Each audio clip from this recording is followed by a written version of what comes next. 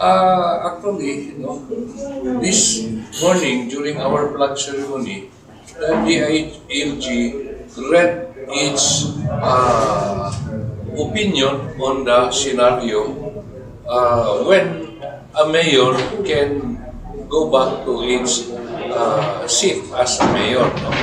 So, gibasa kaganina ni DILG Emilio Rana that the mayor as of now is detained and is in prison because of criminal charges filed against him which is not bailable. Ningon ang DILG, that means the mayor is legally incapacitated. No? So when the mayor is not in his office or legally incapacitated, which means he cannot perform his duties and responsibilities, the vice mayor will automatically take over the position of the mayor.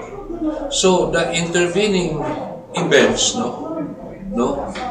made the mayor go back to its position that he cannot again perform. No?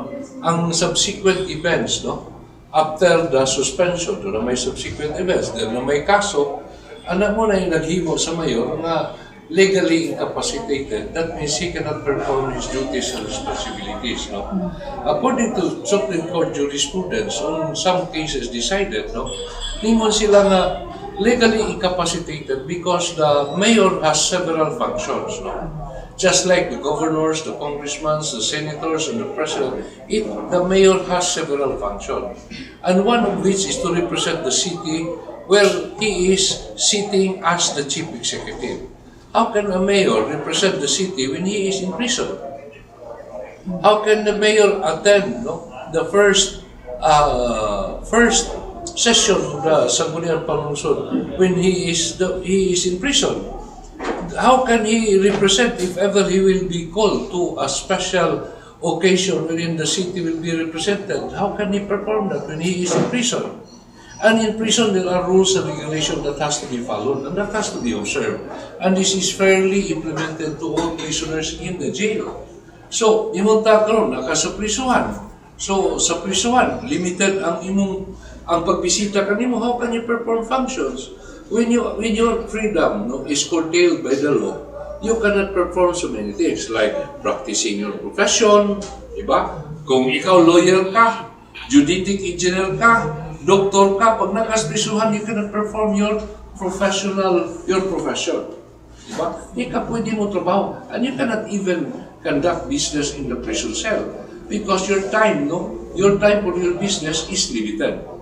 Ang pagbisita sa imong mga sakop is limited. They have to visit you on the time which is allotted by the warden.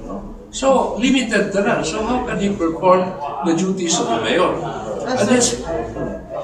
How will you manage for the supporters ngayon nasa City Hall ngayon? How do I manage? I try to explain to them dili man na nato ni angay nga buto. Ang ako, I will perform my duties as the mayor because of the absence of the mayor.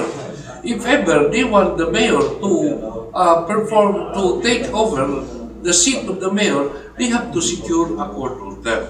Only the court order can take me out of my seat as acting the mayor because the LG has said so that I will automatically act or resume as Mayor Biligan because of the intervening events wherein the mayor is facing criminal charges on the ambush case filed by the congressman against the mayor. Sir, how is the operation now of the City Hall? Because kanina when we went there, sarado po yung office of the city mayor. Then other offices such as sports office were already taken over by the supporters of Mayor Rizal. The operation is hampered. They don't have to take over. They have to present the court order that they will take over. So, aning punto, kung buhaton magyud ka na nila, then I will force to record all these things and file a case in court. Okay. Sir, salamat. Salamat kayo, sir. So, mura yan ito mahimo. Di man tag gusto kubot. Lagi. Di lamang yung kubot. So, may mahimo na mo.